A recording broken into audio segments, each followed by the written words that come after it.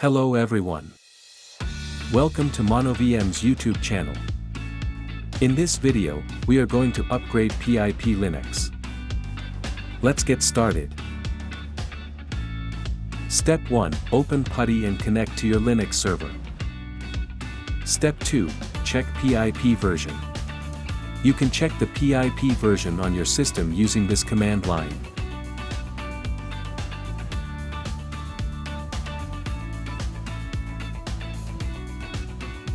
Step 3. Upgrade PIP. Let's upgrade PIP to the latest version.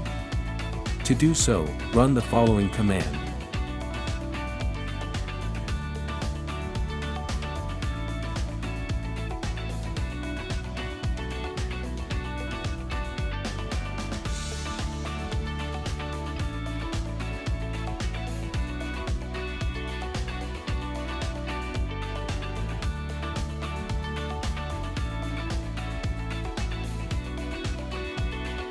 Congrats! You have successfully upgraded PIP on your Linux server using PuTTY. Now you can manage Python packages more efficiently and take advantage of the latest features and improvements with the latest version of PIP.